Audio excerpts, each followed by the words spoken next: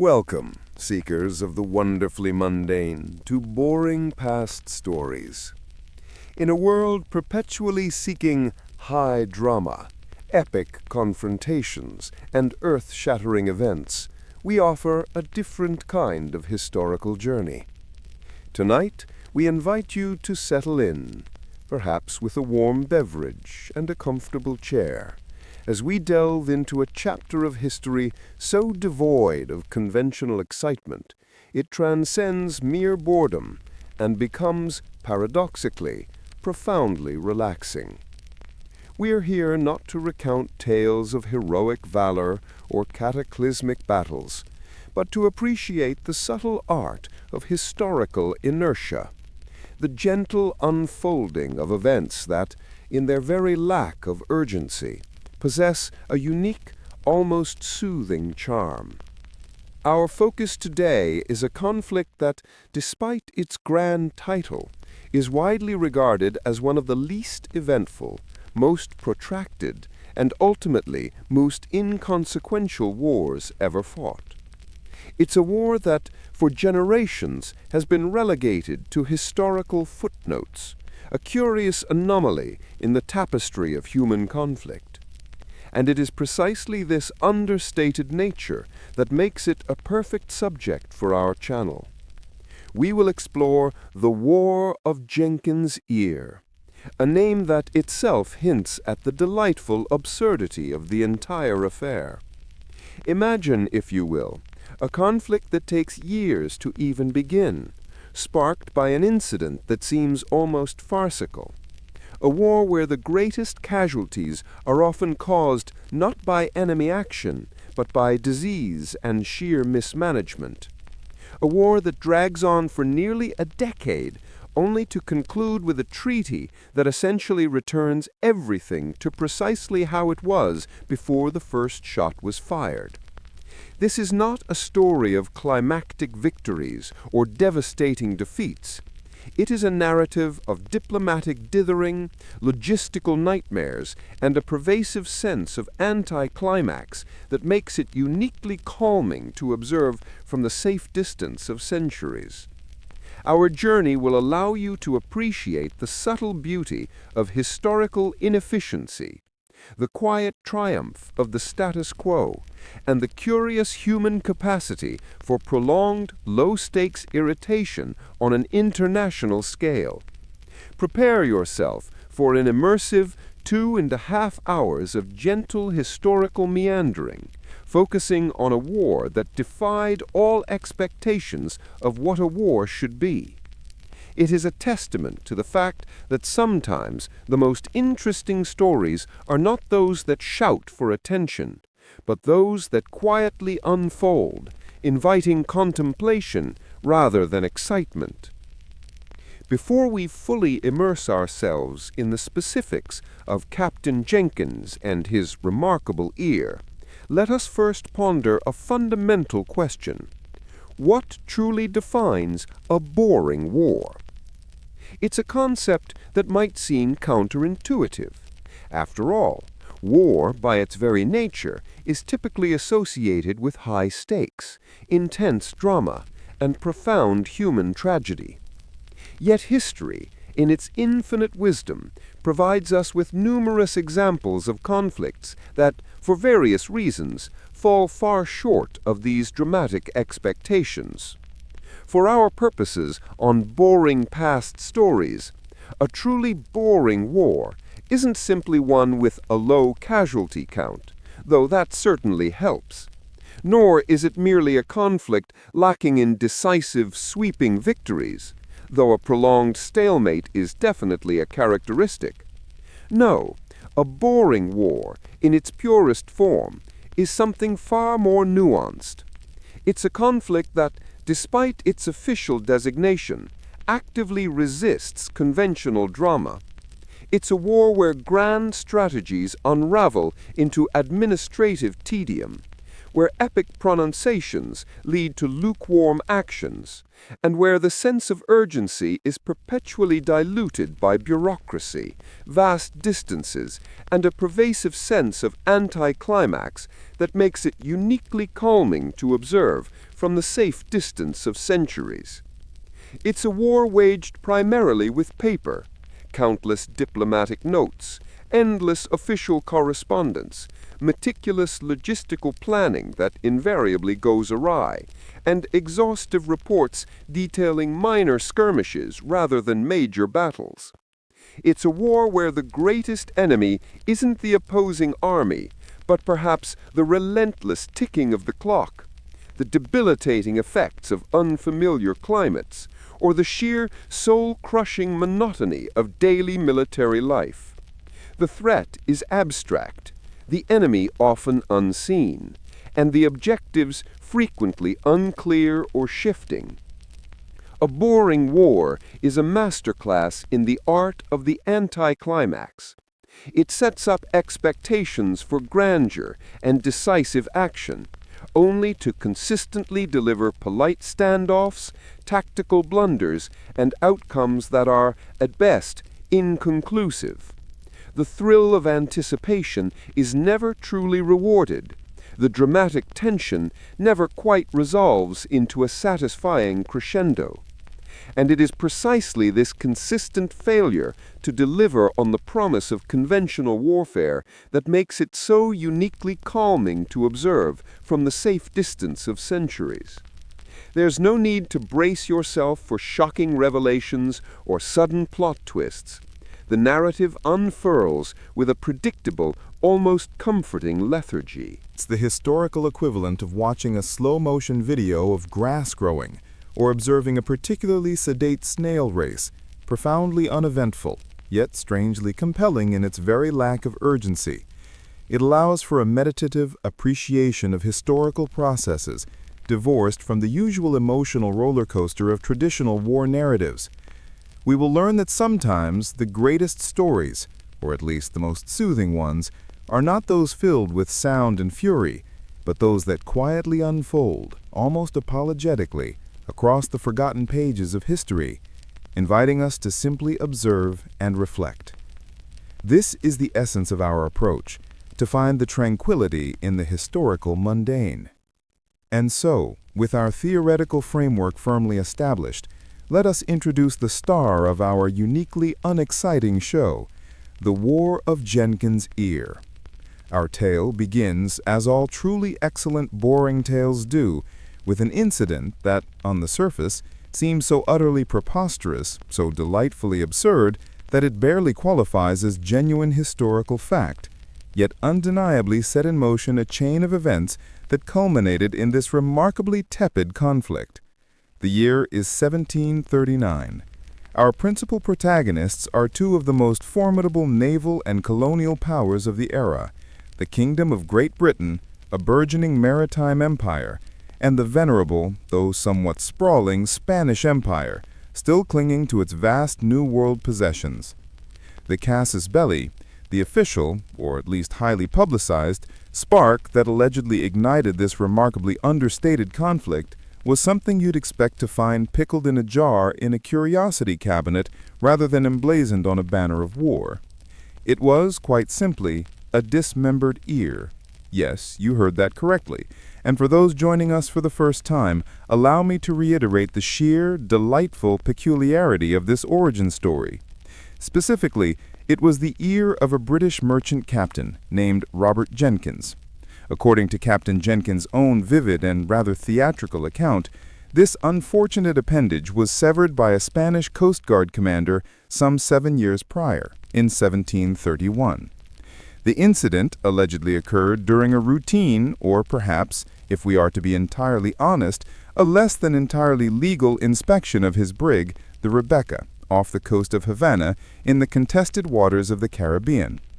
Spanish patrol vessels, known as guardacostas, frequently stopped and searched British merchant ships ostensibly to prevent smuggling into their highly protected colonial markets. British merchants, however, viewed this right of search as an infringement on their freedom of trade and a thinly veiled excuse for piracy. Jenkins, a man clearly not lacking in dramatic flair, meticulously preserved his severed ear. Accounts vary on the specific preserving fluid. Some say brandy, others claim pickle juice, or even cotton wool. Whatever its liquid prison, he kept it as tangible, visceral proof of Spanish brutality and disrespect towards British subjects. 7 years later, in 1738, he dramatically presented this rather gruesome exhibit to a captivated and undoubtedly slightly disgusted House of Commons. He reportedly declared, "I recommend my soul to God and my cause to my country." This theatrical presentation, combined with the growing clamor from British merchants for firmer action against Spanish interference in their trade, began to stir the pot, albeit slowly.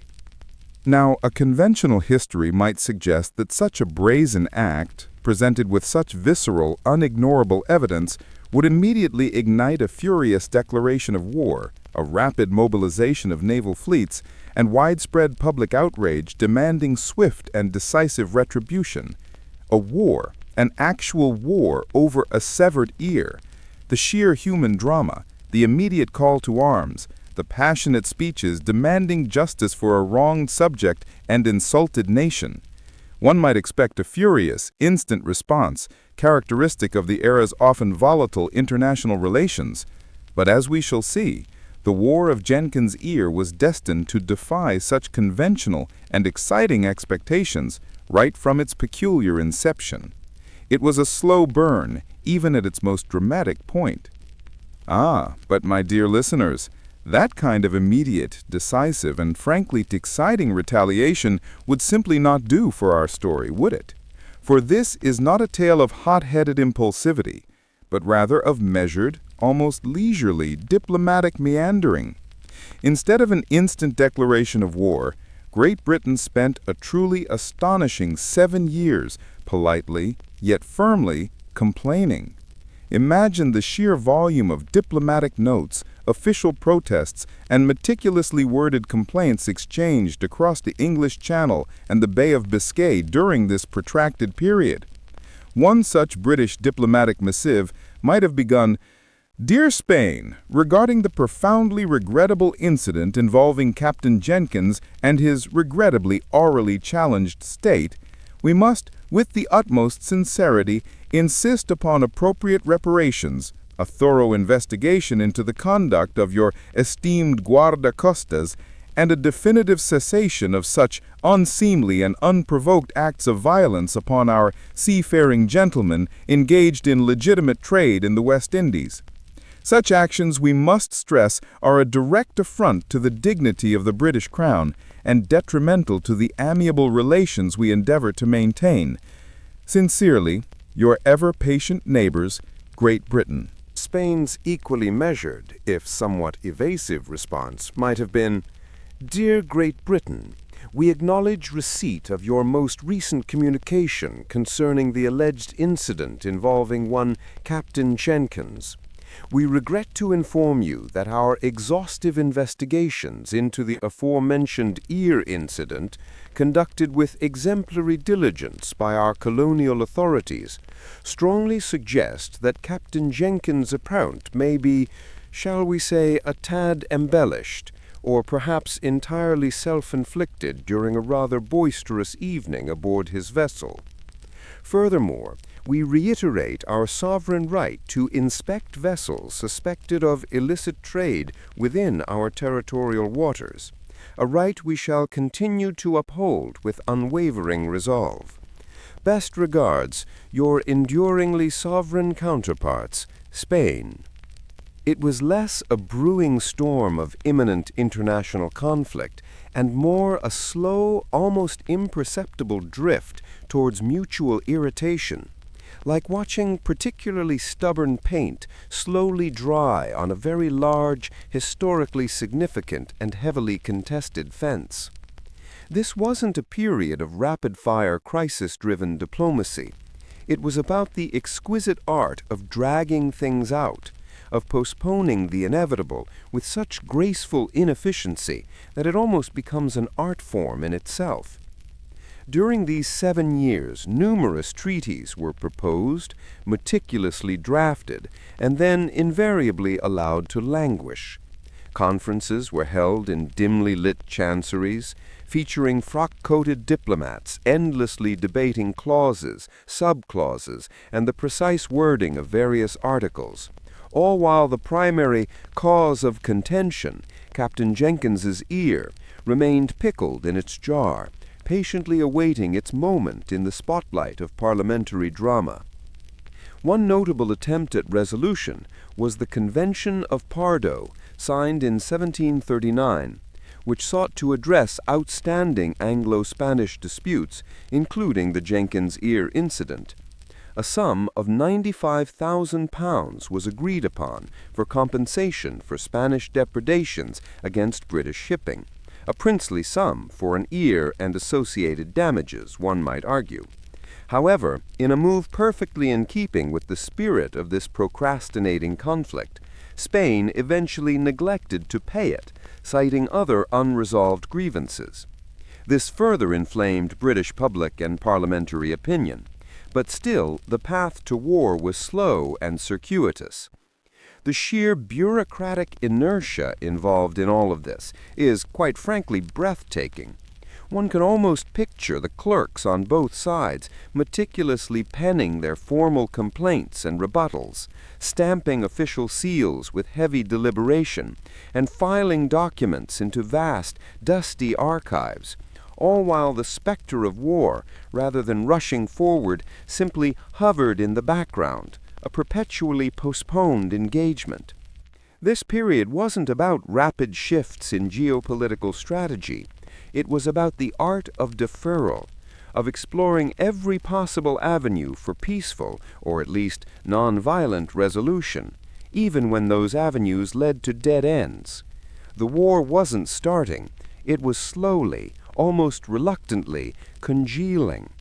It was a testament to the power of paperwork to delay, to obscure, and ultimately to make inevitable what many wished to avoid. Presiding over Great Britain during this extensive period of prolonged diplomatic meandering was a figure who, by all accounts, was an unlikely and deeply reluctant architect for a war: Prime Minister Sir Robert Walpole. If ever there was a politician dedicated to the principles of peace and economic stability, it was Walpole. He embodied the ultimate anti-war statesman in an era when war was often viewed not just as a necessary evil, but sometimes as a glorious and even desirable pursuit for national prestige, territorial expansion, and economic gain. For many in the 18th century, a successful war was a pathway to empire and wealth. However, Walpole held a distinctly different philosophy. He viewed war as inherently detrimental to the nation's interests. It was, in his estimation, bad for trade, ruinous for the burgeoning British economy that he had worked so hard to cultivate, and generally just a bit uncivilized. He understood the profound financial and human costs that inevitable military conflict entailed. He preferred the steady, if unspectacular, accumulation of wealth through diligent commerce, careful diplomacy, and prudent financial management, rather than the unpredictable gamble of military conquest and the vast expenditures it entailed.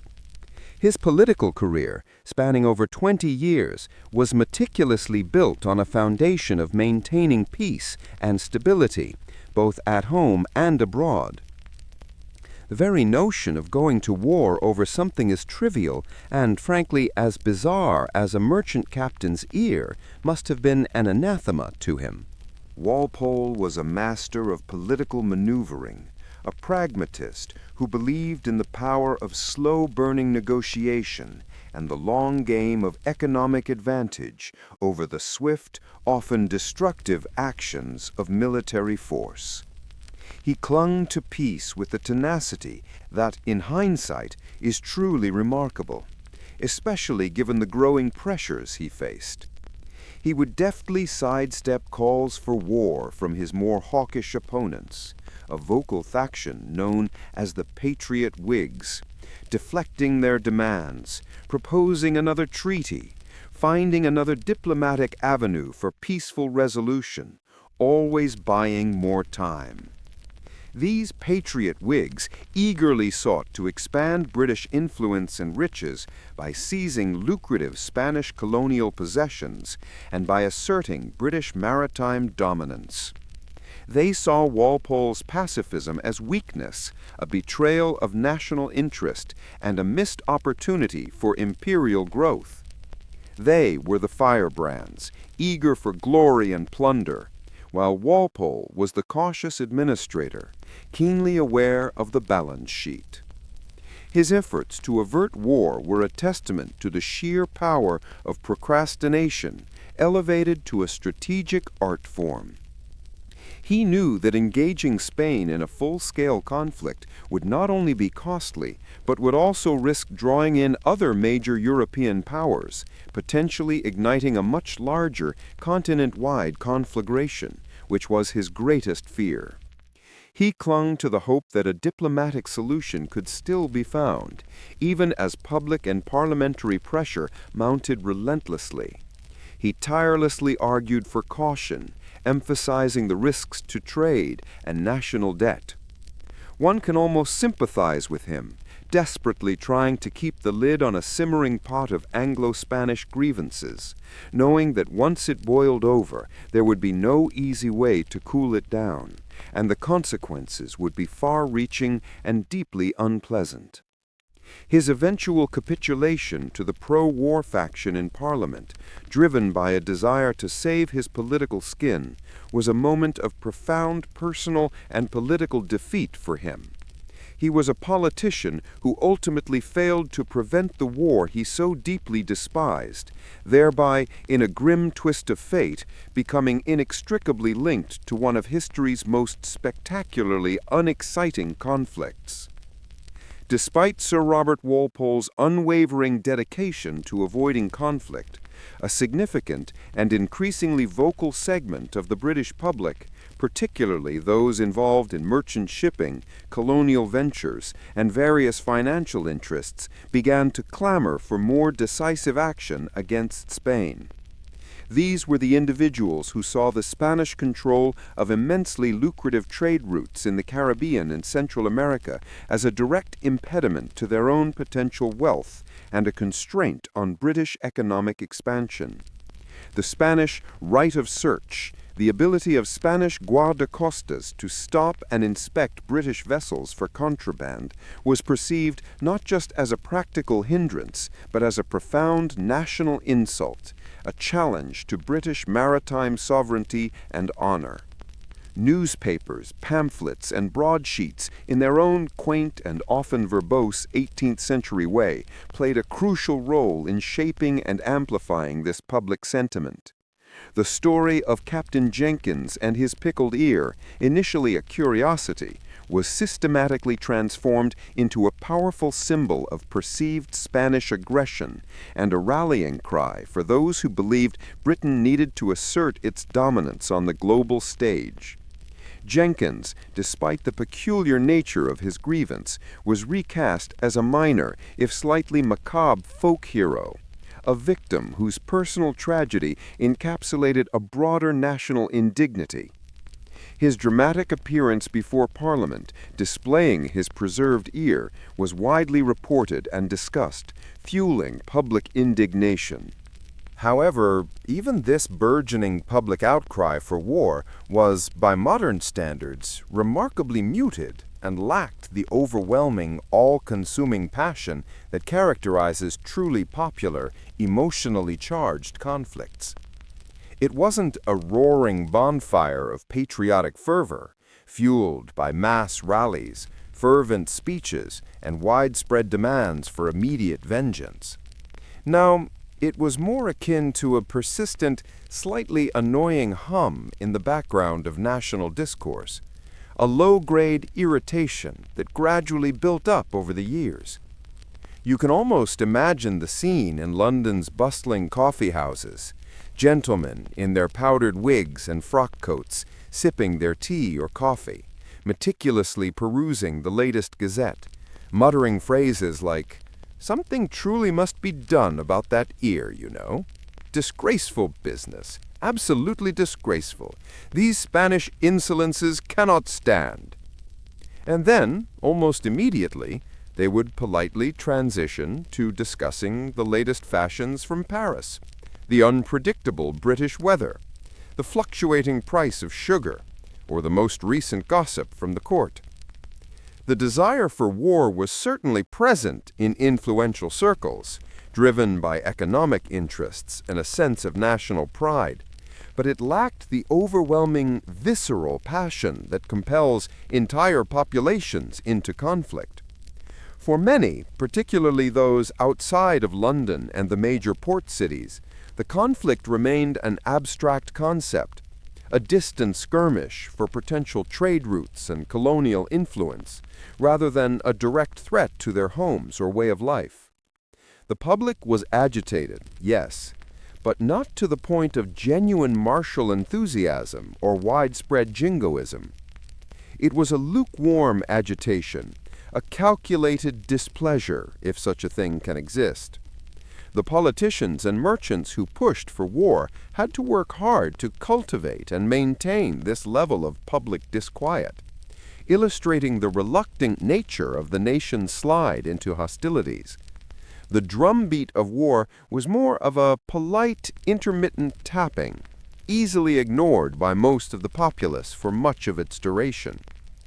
And so, after nearly a decade of this peculiar, drawn-out diplomatic dance, punctuated by parliamentary debates and public agitation, the seemingly inevitable, yet remarkably unenthusiastic, finally occurred.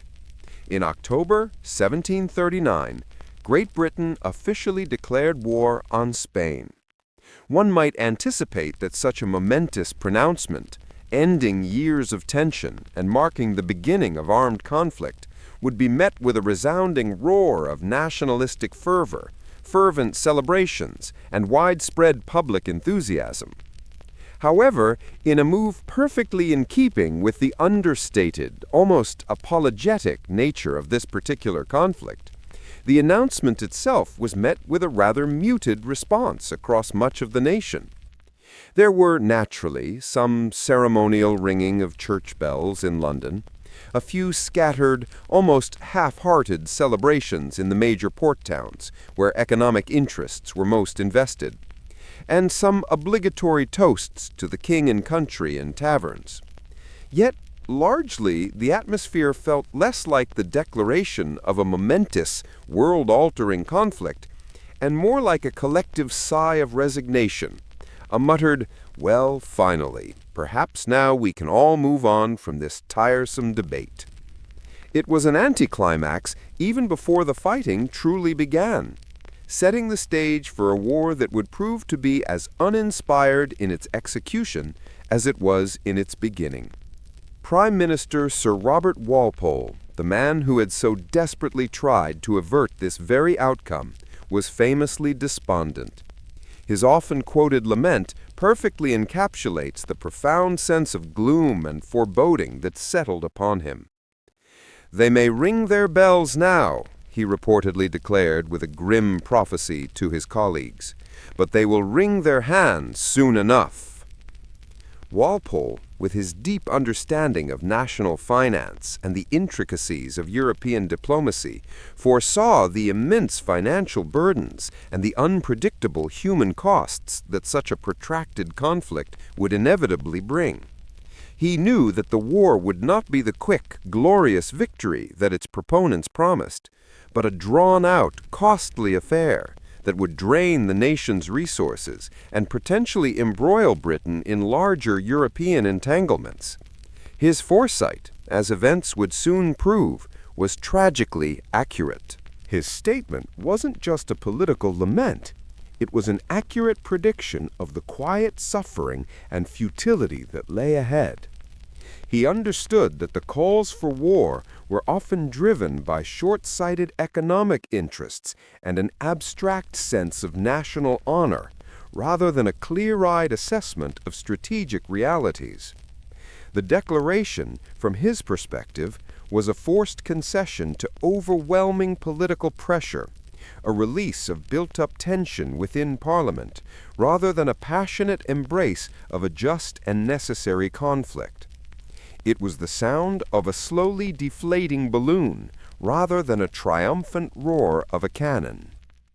The official language of the declaration itself, while formal and precise, utterly lacked the rousing rhetoric and impassioned calls to arms typically associated with a nation embarking on hostilities. This muted response, both from the government and much of the public, profoundly underscored the war's fundamental nature, a conflict entered into with reluctance, almost out of a sense of political obligation, rather than a burning desire for glory or revenge. It was the sound of a slowly deflating balloon, rather than the triumphant roar of a cannon. The official language of the declaration itself, while formal and precise, utterly lacked the rousing rhetoric and impassioned calls to arms typically associated with a nation embarking on hostilities. This muted response, both from the government and much of the public, profoundly underscored the war's fundamental nature, a conflict entered into with reluctance, almost out of a sense of political obligation, rather than a burning desire for glory or revenge. It was the sound of a slowly deflating balloon, rather than the triumphant roar of a cannon. The official language of the declaration itself, while formal and precise, utterly lacked the rousing rhetoric and impassioned calls to arms typically associated with a nation embarking on hostilities. This muted response, both from the government and much of the public, profoundly underscored the war's fundamental nature, a conflict entered into with reluctance, almost out of a sense of political obligation, rather than a burning desire for glory or revenge. It was the sound of a slowly deflating balloon, rather than the triumphant roar of a cannon. With the official declaration of war now a sober reality rather than a speculative debate, Great Britain's strategy for this new, rather reluctantly entered conflict was primarily naval. The grand plan, meticulously crafted on paper by strategists in London, focused on two key interrelated objectives. Firstly, to severely disrupt and ultimately cripple Spanish trade routes in the economically vital Caribbean, thereby cutting off the flow of wealth from the Spanish Empire's New World colonies to its coffers in Europe. And secondly, to attack and capture heavily fortified Spanish colonial strongholds, particularly those located in the West Indies and along the mainland of Central and South America. These strongholds were crucial for controlling trade and projecting power in the region. On the surface, this strategy sounds aggressive, decisive, and fraught with the potential for dramatic naval engagements and thrilling amphibious assaults. One might imagine vast British fleets engaging in daring maneuvers, conducting audacious raids on enemy ports, and achieving the swift capture of valuable territories. The rhetoric suggested a swift, powerful demonstration of British naval supremacy, designed to bring Spain quickly to terms. But remember, my attentive listeners, this is our boring war. The initial actions, far from being thrilling, decisive operations, were instead characterized by an almost profound sense of inertia, logistical exasperation, and a remarkable lack of decisive engagements. British ships embarked on long, arduous voyages across the vast expanse of the Atlantic, journeys that were fraught with dangers far more potent and pervasive than any Spanish cannonball. The logistical challenges of maintaining a fleet and an army thousands of miles from home were immense. Provisions, fresh water, and vital military supplies had to be transported across vast distances, a process that was slow, unreliable, and often resulted in spoiled or insufficient resources reaching their destination. The constant threat of disease, particularly yellow fever, malaria, and scurvy, proved to be a far more formidable and efficient adversary than the Spanish fleet itself. Entire crews and regiments could be decimated by illness before they even sighted an enemy sail, turning proud warships into floating hospitals. Ships would sail for months on end, encountering punishing storms that scattered fleets and damaged vessels, getting lost in unfamiliar and poorly charted waters, or simply failing, repeatedly, to locate and engage the elusive Spanish forces. The vastness of the ocean, combined with the limited communication technology of the era, often swallowed up any sense of urgency or strategic coherence. Commanders would receive orders months after they were issued, by which time the strategic situation might have completely changed, rendering the original instructions obsolete. Actual naval engagements were few and far between, and those that did occur were rarely decisive. The strategy was sound in theory, perhaps, envisioning a war of economic strangulation and territorial conquest. However, the execution was a testament to the grinding realities of 18th century naval warfare. The slow speeds, the reliance on wind, the challenges of navigation, and the ever-present threat of disease. It was maritime warfare transformed into a form of prolonged, incredibly expensive, and profoundly tedious hide-and-seek, where the real battle was often against the elements and against one's own dwindling resources, rather than a direct clash with the enemy. This period was characterized by meticulously maintained logbooks, dwindling provisions, plummeting morale, and the ever-present threat of a fever that could fell a man faster and more certainly than any cutlass or musket ball. Amidst this burgeonal ocean of strategic monotony and logistical frustration, there was, however, one brief, almost jarring moment of genuine conventional military action, a fleeting spark of success that, for a short while, threatened to entirely derail our narrative of profound boredom. In November of 1739, just a month after the official declaration of war, a declaration, as we recall, that was more whimper than bang, a rather cantankerous but undeniably determined British naval commander, Vice Admiral Edward Vernon, achieved what appeared to be a decisive victory. Vernon, a figure known for his sometimes abrasive personality, but also for his deep experience in Caribbean waters, was not one to dither. With a relatively small force of just 6 ships of the line, he launched an attack on the Spanish port of Portobello, located on the Caribbean coast of what is now Panama.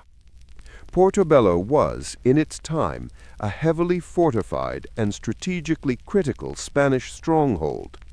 It served as a key hub for the transshipment of vast quantities of Peruvian silver and other valuable goods across the Isthmus of Panama, making it a cornerstone of the Spanish colonial economy. Its capture would be a significant blow to Spanish imperial finances. To the astonishment of many, and quite contrary to the general tenor of the war up to that point, Vernon managed to capture Portobello with surprising speed and efficiency. The British bombardment quickly battered the Spanish defenses, and the garrison, perhaps expecting a more drawn-out siege, surrendered within 2 days. Vernon's forces seized a considerable amount of treasure, though not the vast quantities that had been anticipated. This was, by all accounts, a genuine, undeniable success, a decisive victory that captured a major Spanish asset and inflicted a tangible blow. For a fleeting moment, Great Britain celebrated with a fervor that the declaration of war itself had entirely lacked. Vernon became an instant national hero, his name on everyone's lips. Songs were composed in his honor. Indeed, the famous patriotic anthem, Rule Britannia, was actually written by Thomas Arne in anticipation of Vernon's return, celebrating a naval triumph that briefly seemed to promise greater things for British arms. His image was immortalized on countless commemorative medals, porcelain mugs, and pub signs across the nation. But, alas, dear listeners, as quickly as it came, this spark of genuine excitement faded. While the capture of Portobello was indeed strategically important in terms of its symbolic value and its disruption of Spanish silver flows, it was ultimately a singular victory that did not fundamentally alter the slow, grinding, and largely uneventful nature of the wider conflict. Vernon soon evacuated the town, realizing it was impractical to hold long-term with his limited forces, and the main strategic objectives of the war, particularly the long-term crippling of Spanish power in the region, remained untouched. It was a flash in the pan, a brief, polite cough in an otherwise silent library. The psychological boost for Britain was undeniable, but its lasting material and strategic impact on the overall war was, in retrospect, minimal. It served only to highlight, by stark contrast, how truly uneventful the rest of the war would be. It was a singular peak in an otherwise flat landscape, soon to be forgotten amidst the valleys of prolonged inaction. If Portobello offered a brief, almost apologetic moment of conventional military success, then the siege of Cartagena de Indias in 1741 stands as the true, defining, and utterly magnificent anti-climax of the War of Jenkins Ear. And by defining, I mean it was a spectacle of failure so comprehensive, so utterly devoid of redeeming features, that it perfectly embodies the very spirit of our boring war. This was meant to be the decisive blow, the knockout punch against Spanish imperial power in the New World, an undertaking designed to reshape the geopolitical landscape of the Caribbean. Great Britain assembled a truly colossal force for the time, one of the largest naval expeditions ever mounted by any European power up to that point. Imagine the scale.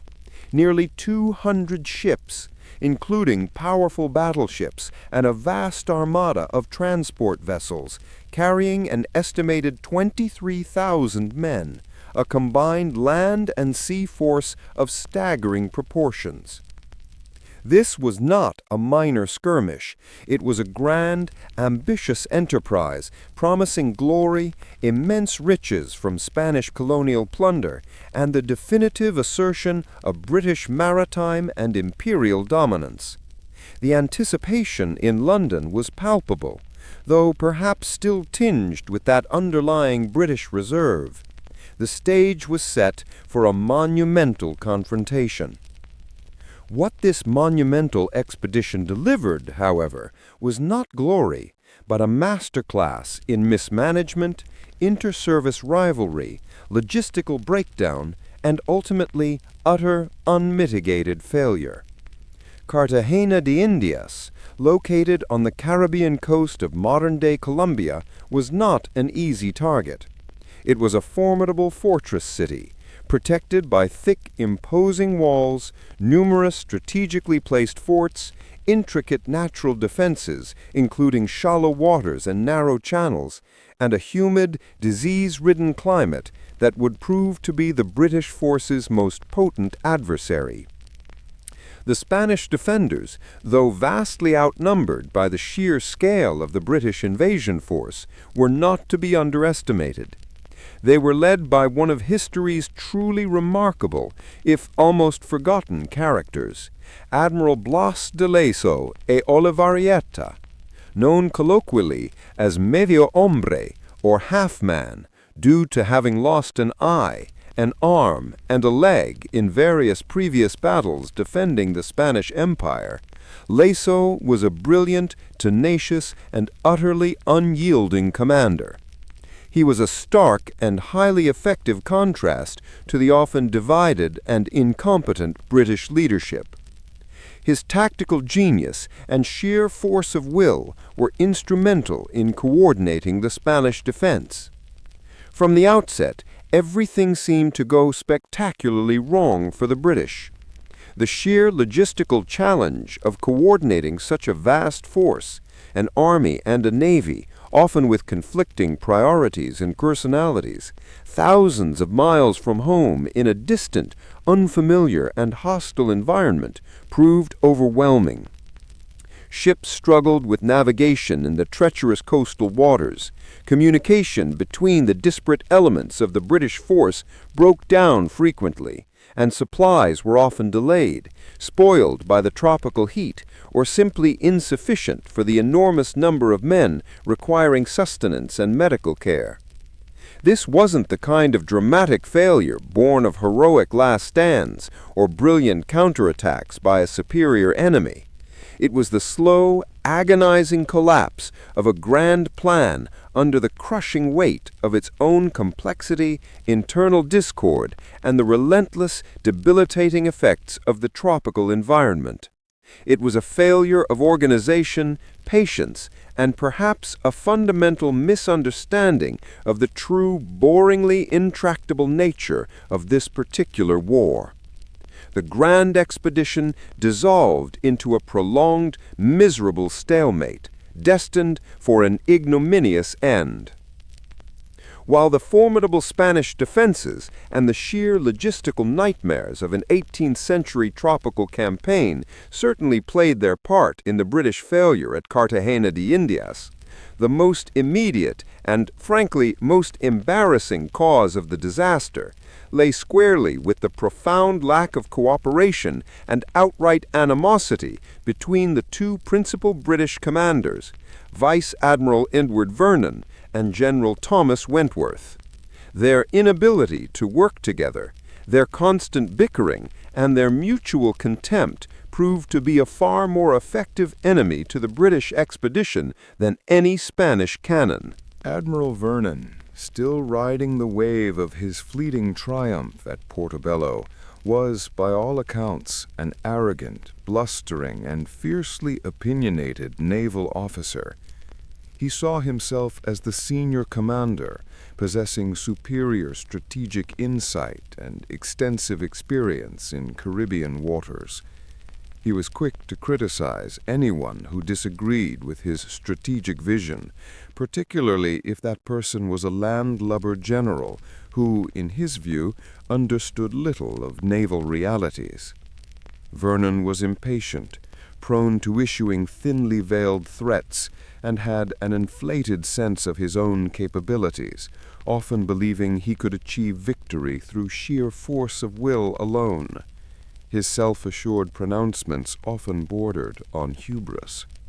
General Thomas Wentworth, on the other hand, the commander of the land forces, presented a stark contrast. He was largely indecisive, prone to fits of illness, and, frankly, often appeared utterly overwhelmed by the sheer scale of the operation and the immense responsibilities thrust upon him. He lacked the experience, the assertiveness, and the strategic acumen required for such a complex joint operation. His cautious nature, which might have served him well in other circumstances, translated into fatal indecision when decisive action was paramount. He seemed to prefer deliberation to action, often leading to missed opportunities and prolonged delays. The result of this toxic combination of personalities was a textbook example of how not to conduct a military campaign. Vernon and Wentworth bickered constantly, often sending accusatory letters to each other, even while positioned mere miles apart during the siege. Their correspondence was filled with thinly veiled insults, blame-shifting, and a complete breakdown of trust. They issued contradictory orders to their respective forces, failed to coordinate their attacks effectively, and frequently blamed each other for every single setback, every lost opportunity, and every strategic misstep. Imagine two petulant children squabbling bitterly over a toy, but with thousands of lives, millions of pounds, and national prestige hanging precariously in the balance. Vernon would castigate Wentworth for slow progress on land, accusing him of cowardice and incompetence, while Wentworth would vehemently accuse Vernon of failing to adequately bombard the Spanish forts, thereby leaving his land forces exposed. Critical decisions were delayed for days, sometimes weeks, while these two men argued, allowing the Spanish defenders precious time to reinforce their positions and recover from British attacks. Opportunities that might have turned the tide of the siege, such as swift follow-up assaults after a breach in defenses, were squandered due to a crippling lack of communication and mutual support.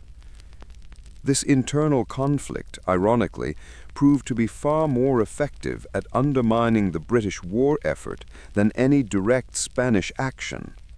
The Spanish defenders, under Admiral Blas de Leso, witnessing this appalling disarray and disunity among their attackers, simply dug in, strengthened their positions, and allowed the British to effectively defeat themselves through their own profound disorganization. Leso famously remarked that he believed the British would fail not due to Spanish bravery, but due to their own poor generalship. It was a slow, agonizing self-destruction, completely lacking in heroic clashes, but rich in administrative folly and the tragic consequences of unchecked ego and incompetence. The British expedition, once so mighty, slowly dissolved into a morass of recrimination and failure, a testament to the fact that even the most formidable forces can be undone from within.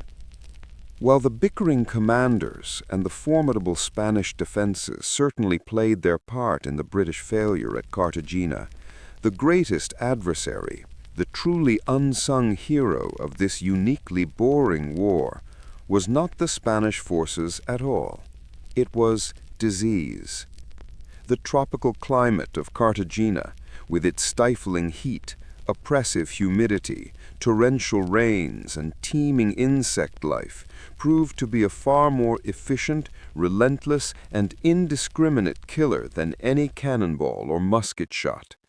Thousands upon thousands of British soldiers and sailors succumbed to various tropical maladies, primarily yellow fever, malaria, and dysentery.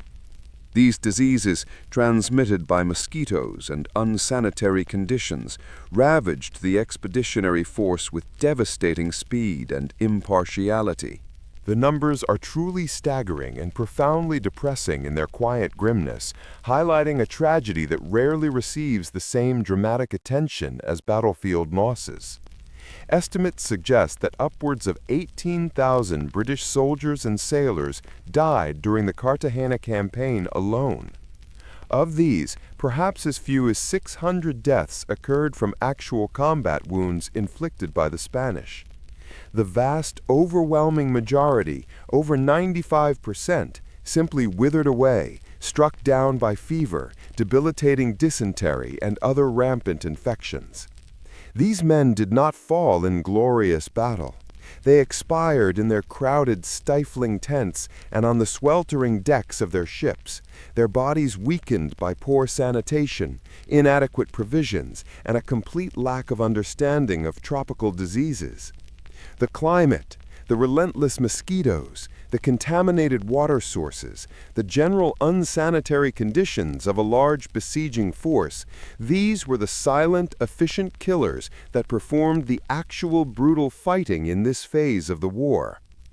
Imagine the crushing impact on morale. Men watching their comrades sicken and die by the dozens each day, not in a blaze of heroic glory, but in the quiet agony of a feverish delirium, their bodies succumbing to an unseen enemy. The fear of disease became far more pervasive, debilitating, and demoralizing than the fear of the Spanish defenders. It effectively crippled the British Army and Navy from within, rendering them increasingly ineffective even before they engaged in significant combat.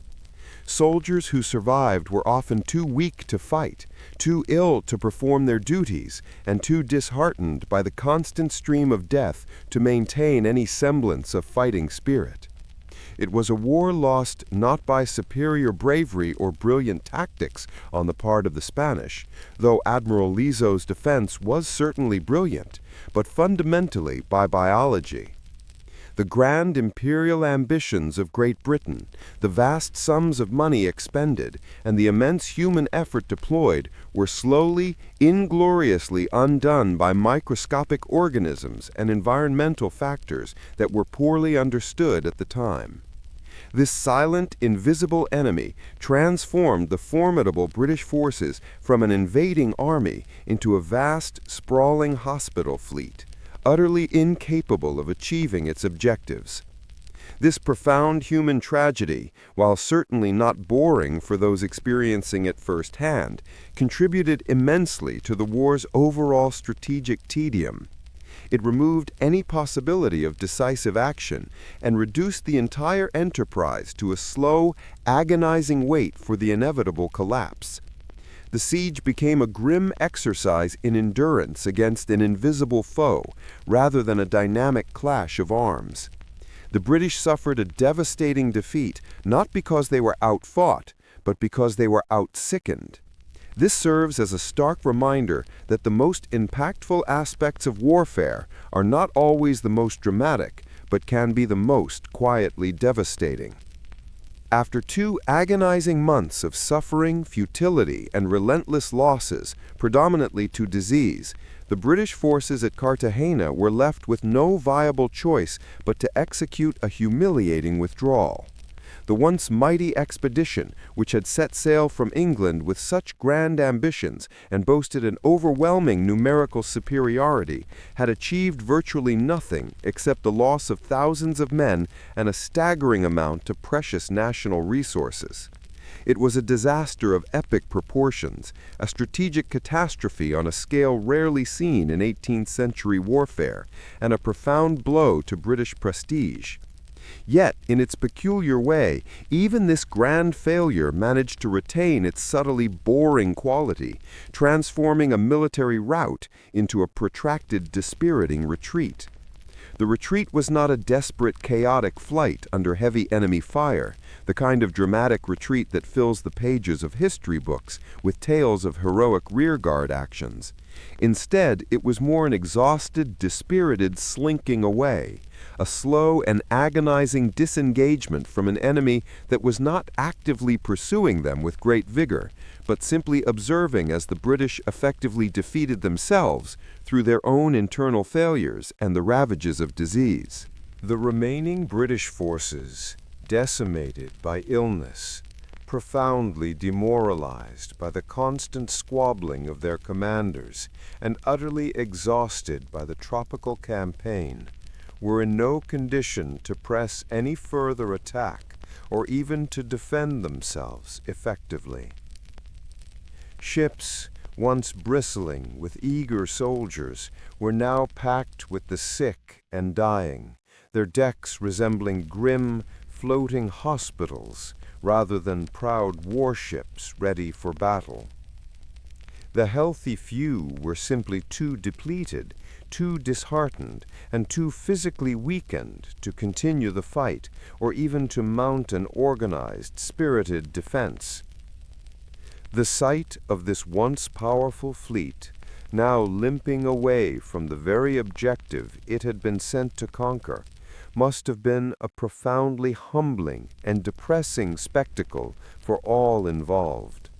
There was no glory in this retreat, no heroic last stand, no triumphant escape, just the grim reality of a defeated force abandoning its objectives, leaving behind vast numbers of hastily dug graves and the bitter taste of abject failure. The withdrawal itself was a testament to how utterly broken the expedition had become. The aftermath at Cartagena reverberated throughout Great Britain, sparking widespread public outcry, intense parliamentary investigations, and bitter recriminations. Sir Robert Walpole's earlier prophecy of wringing hands came true with a vengeance as the nation grappled with the scale of the disaster. Admiral Vernon and General Wentworth continued their acrimonious feud, blaming each other publicly and in private correspondence, their personal animosity providing endless, if rather tedious, fodder for political debate and pamphlets for years after the campaign itself had ended. The failure at Cartagena effectively broke the back of any further significant offensive action in the British Caribbean during the war. It was a blow from which their imperial ambitions in the region would take years, if not decades, to fully recover. This grand strategic blunder, born predominantly of incompetence and disease rather than dramatic combat, perfectly cemented the boring reputation of the War of Jenkins Ear. It was a monumental waste of life and treasure, unfolding with the slow, inevitable momentum of a bureaucratic error. Following the unmitigated catastrophe at Cartagena de Indias, any real impetus for decisive offensive action in the War of Jenkins Ear simply evaporated entirely. The conflict, rather than concluding with a dramatic bang or even a poignant whimper of defeat, instead simply continued. It lingered on, almost apologetically, for another 5 years, a testament to the difficulty of ending a war once it has begun, even one so devoid of purpose. Both Great Britain and Spain were utterly exhausted by this point, financially drained, and largely devoid of any new strategic ideas for how to prosecute what had become an increasingly pointless and frustrating conflict. It evolved into a war of attrition, but not through fierce-pitched battles. Rather, it was an attrition of resources, of morale, and of political will, largely driven by mutual apathy and the sheer grinding tedium of the situation. The Caribbean theater, which had once been envisioned as the decisive front where British naval power would dismantle the Spanish Empire, settled into a low-intensity stalemate. Naval vessels would occasionally patrol the sea lanes, engaging in convoy protection or isolated skirmishes with enemy merchant ships or smaller warships. Minor engagements might occur between distant garrisons or during attempts to intercept enemy supply vessels, but nothing on the scale of Portobello, and certainly nothing approaching the grand ambitions and even grander failures of Cartagena. The primary objective shifted from conquest to protection of one's own trade and harassment of the enemies, a far less dramatic endeavor. The British Navy mostly focused on protecting its own burgeoning merchant fleet and harassing Spanish shipping where convenient, but without real drive or resources for further territorial conquest. The Spanish, in turn, were content to defend their remaining highly valuable colonial possessions and to use their own guardacostas to annoy and occasionally capture British merchant vessels when opportunity allowed. The war became a slow economic drain on both sides, a state of low-level belligerence that achieved little beyond maintaining a costly stalemate. Life back home in Britain and Spain continued with minimal disruption from this distant, largely unengaging conflict. The war had largely faded from widespread public consciousness, relegated to the background noise of international relations and forgotten by all but those directly impacted by trade disruptions or military service. It was the kind of war that, when briefly mentioned in conversation, would elicit a polite nod of vague recognition rather than a passionate discussion. "Oh, that war. Is that still going on?" One might imagine a Londoner or Medrolinian casually remarking, perhaps over a cup of tea or a glass of wine, before promptly moving on to more pressing local matters. This prolonged state of strategic limbo perfectly underscores the boring nature of the conflict. It wasn't about dramatic shifts in power or sudden, unforeseen victories that captivated public imagination. Instead, it was about slow, almost imperceptible changes, punctuated by long periods of absolutely nothing happening. It was the historical equivalent of a low-burning fire, providing minimal heat or light, but consuming valuable fuel nonetheless.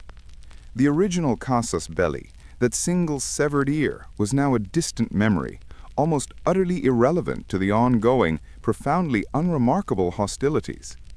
The war had lost its narrative, its purpose, and its public appeal, dissolving into a costly, aimless continuation of animosity.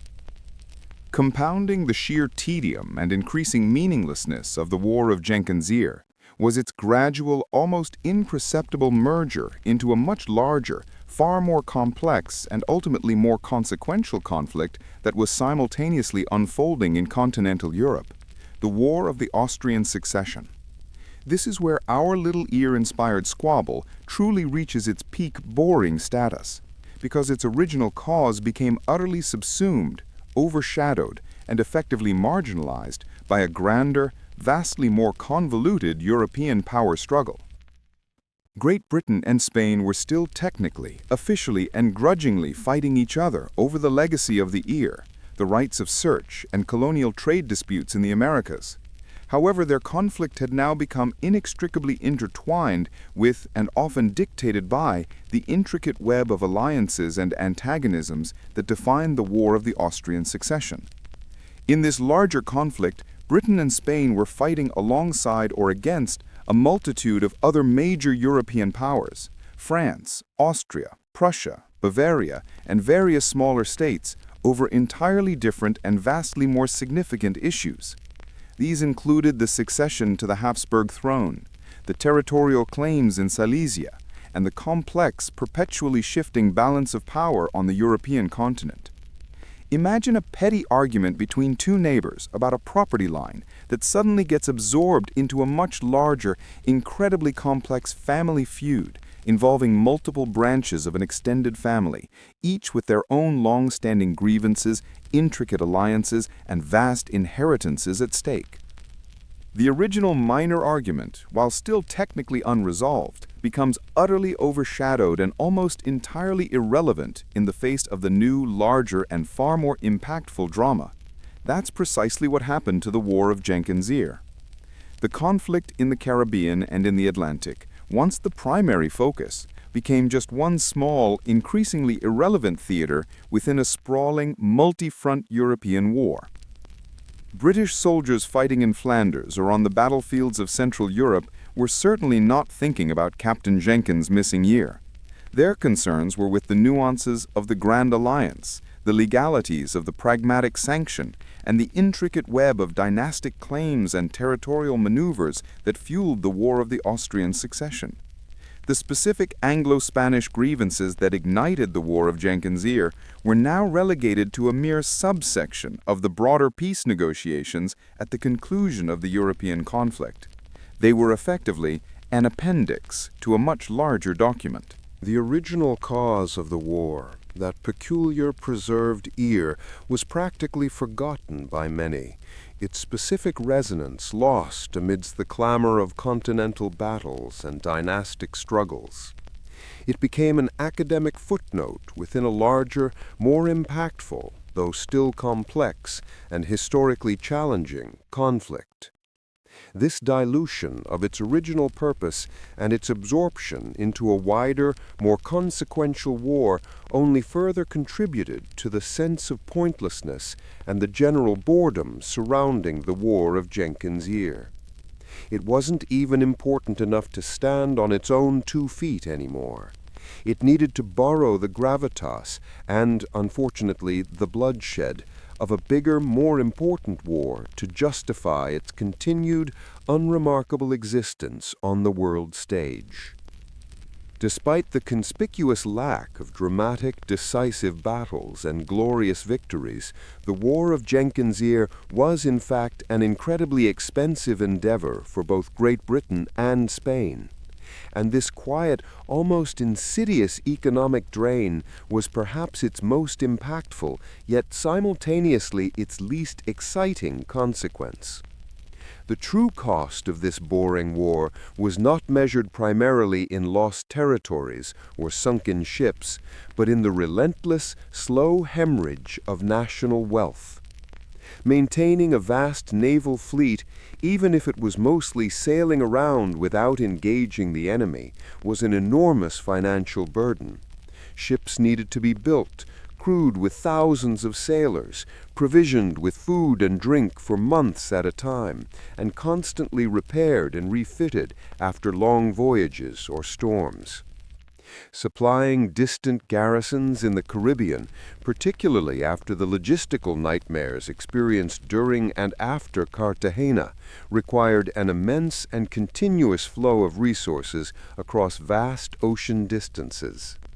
This process was not only costly, but also highly inefficient, with significant losses due to spoilage, piracy, and bureaucratic mismanagement. And financing expeditions, even the ones that ended in spectacular failure like the Cartagena campaign, consumed staggering sums of money that could have been invested elsewhere. This quiet, relentless drain on national treasuries was the hidden, almost invisible cost of the boring war. It wasn't the kind of cost that made for stirring speeches in Parliament or patriotic rallying cries in the public square. It was the kind of cost that appeared in meticulously kept ledgers, in Treasury reports detailing mounting deficits, and in the quiet anxieties of government ministers. Taxes rose in both nations, straining household budgets. Trade routes were disrupted, not just by direct enemy action, but by the diversion of merchant vessels for military transport, the increased costs of insurance for shipping, and the general instability of wartime conditions. National debts, already substantial for both empires, swelled to alarming levels, creating long-term economic burdens that would outlast the war itself. All of this occurred without the satisfying narratives of glorious victory, heroic sacrifice, or clear strategic gains to justify the immense outlay. It was economic bleeding by 1,000 paper cuts, a slow, debilitating hemorrhage of wealth that served to weaken both nations involved without offering any tangible imperial rewards. For Great Britain, a nation increasingly reliant on trade, sophisticated financial markets, and sound fiscal management for its burgeoning imperial power, the economic cost of the war was particularly galling. It undermined the very economic stability and prosperity that Sir Robert Walpole had so painstakingly built during his long tenure. The vast funds that could have been invested in domestic infrastructure, in supporting nascent industries, in further economic expansion, or in colonial development were instead poured into a conflict that yielded virtually no tangible benefits and only exasperated existing problems. The British economy, rather than expanding through conquest, found itself constrained and burdened by this largely unproductive conflict. Similarly, for Spain, a vast but often inefficient empire that relied heavily on the wealth extracted from its American colonies, the constant need to defend its sprawling possessions against a largely ineffective but still present British threat strained its already stretched resources. The costs of maintaining fortifications, equipping guardacostas, and garrisoning distant outposts diverted precious resources from other pressing imperial needs. The true damage of this boring war, therefore, wasn't measured predominantly in lost territories or sunk warships, but in the quietly growing national debts, the stifled trade, and the immense resources diverted from more productive endeavors. It was a war of economic attrition, where the greatest casualties were often the national treasuries silently eroded by the seemingly endless pursuit of an ill-defined and ultimately fruitless conflict. While we, from our comfortable vantage point in history, can analyze the strategic inertia, the diplomatic tedium, and the macroeconomic impact of the War of Jenkins Ear, it's crucial to remember that for the common sailor or soldier, the actual, lived experience of the conflict was anything but boring in the conventional, detached sense. However, it was profoundly miserable, and crucially, not in a dramatic, heroic way that often romanticizes warfare. Instead, it was a misery characterized by relentless monotony, acute discomfort, perpetual fear of disease, and a soul-crushing boredom that stretched for months, sometimes years, with little to break the grim cycle. This was the true visceral boredom of the war. Imagine, if you will, life aboard an 18th century warship. These were not spacious, luxurious vessels designed for comfort. They were cramped, often disease-ridden wooden boxes constantly pitching and rolling on the vast, unforgiving ocean. Sailors lived in incredibly confined spaces, often sharing hammocks in dark, damp, poorly ventilated lower decks. The air was stale, reeking of unwashed bodies, bilge water, and gunpowder. The food was notoriously poor and monotonous. Hardtack biscuits, often infested with weevils that could break teeth, salted meat that was frequently rancid, and contaminated water or stale beer. Malnutrition was rampant. Scurvy, that insidious disease caused by vitamin C deficiency, was a constant companion and a far greater threat than any enemy vessel. It slowly debilitated entire crews, causing gums to bleed, teeth to fall out, and limbs to swell, often leading to agonizing death even before a single enemy ship was sighted. Other diseases like dysentery, typhus, and yellow fever, especially in tropical climates, spread with terrifying speed through the unsanitary conditions, decimating crews in outbreaks that could kill dozens, even hundreds, in a matter of weeks. The daily routine was one of relentless, soul-numbing monotony. Swabbing decks, mending torn sails, polishing brass, scrubbing out bilges, and standing watch for hours on end with nothing to see but endless expanses of ocean, the rhythmic creak of the timbers, and the constant murmur of the waves. Punishments were harsh.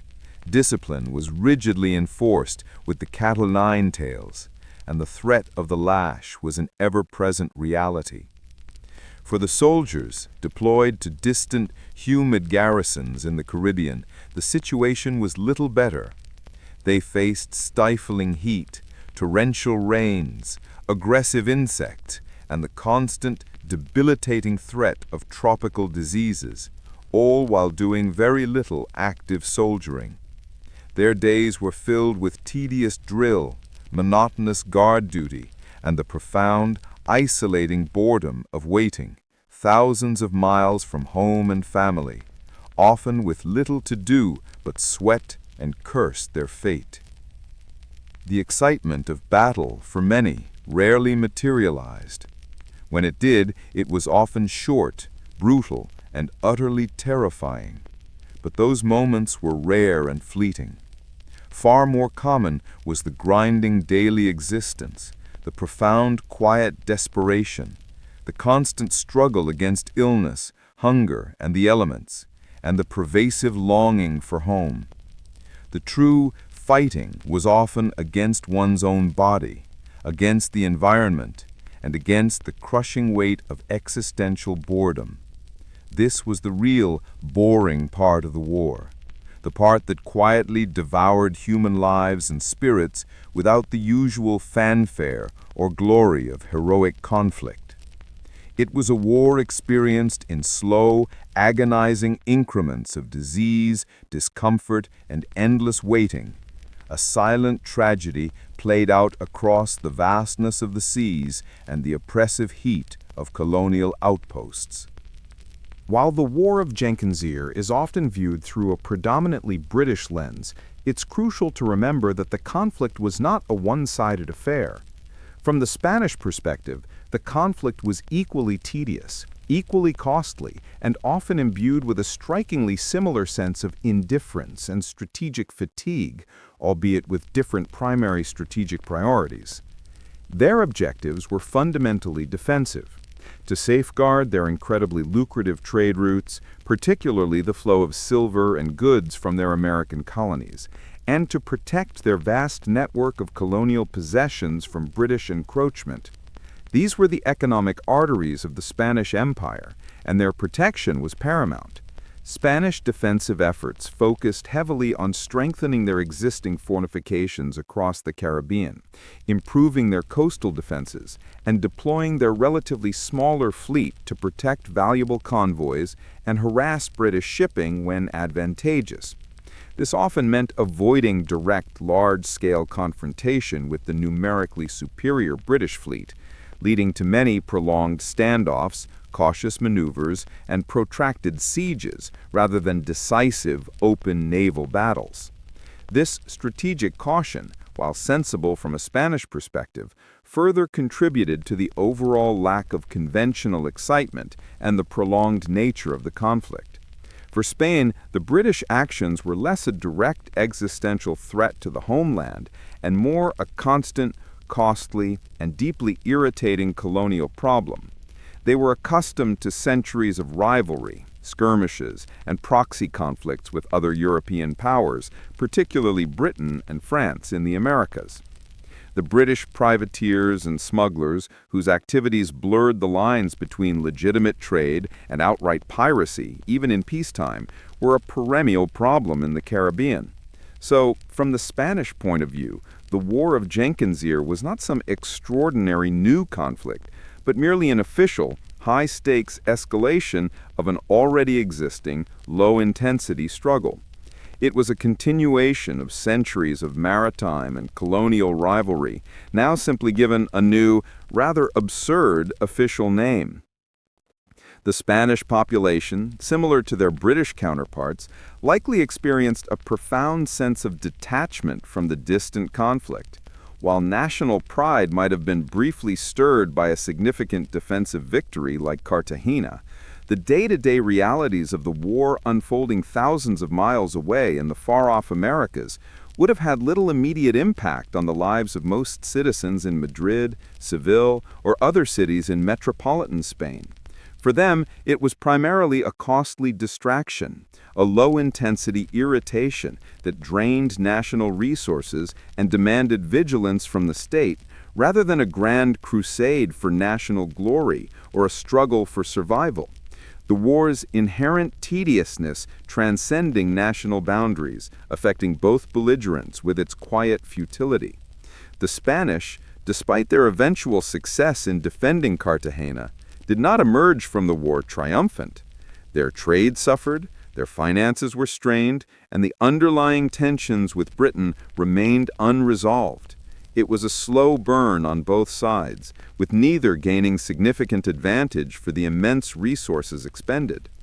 The war solidified Spanish resolve to protect their empire, but offered no decisive victory or clear resolution, ensuring that future conflicts over similar issues would inevitably arise.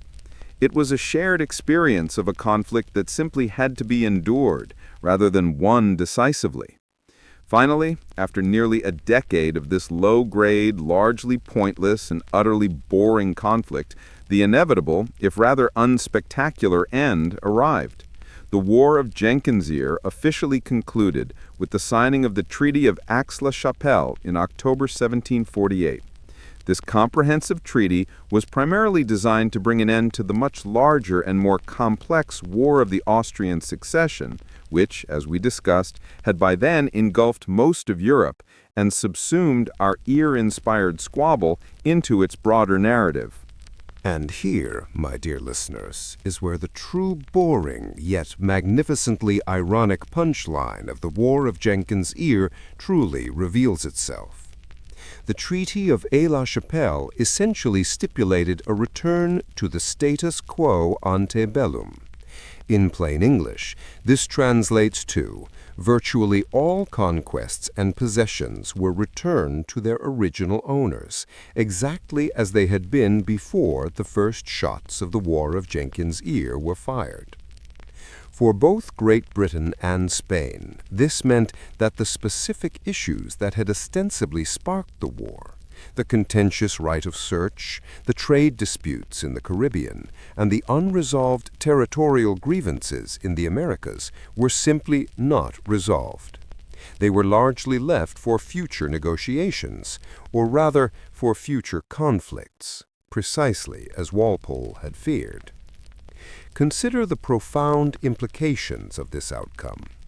All the immense expense incurred by both nations, all the human lives lost primarily to disease and mismanagement rather than glorious combat, all the wasted years of diplomatic maneuvering, naval expeditions and military campaigning, all of it for absolutely no tangible territorial gain, no clear strategic advantage, and no definitive diplomatic resolution related to the original casus belli. It was a monumentally expensive and bloody exercise in achieving precisely nothing. The two nations had gone to war over an ear, fought for nearly 10 years, lost thousands upon thousands of men and vast sums of money, only to effectively shake hands, apologize for the inconvenience, or more accurately, to grumble politely, and pretend the entire thing had never happened, at least in terms of lasting tangible outcomes.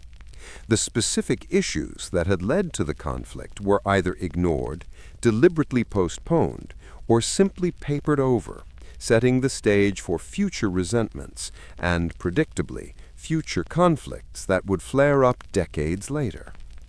This profound lack of resolution, this anticlimactic return to square one after such immense effort and sacrifice, perfectly encapsulates the boring genius of the War of Jenkins Ear. It wasn't a war that dramatically altered the course of history or heralded a new era of dominance for either power. Instead, it was a war that brilliantly demonstrated how much effort, how much blood, and how much treasure could be expended to merely maintain the existing course, or simply to drift along aimlessly for years. It was the ultimate anti-climax, a war that ended not with a triumphant flourish or a despairing collapse, but with a collective global shrug and a return to the mundane, often frustrating, paperwork of international relations. The war had exhausted itself, not achieved a victory. It had simply run out of steam, leaving behind a legacy of quiet futility.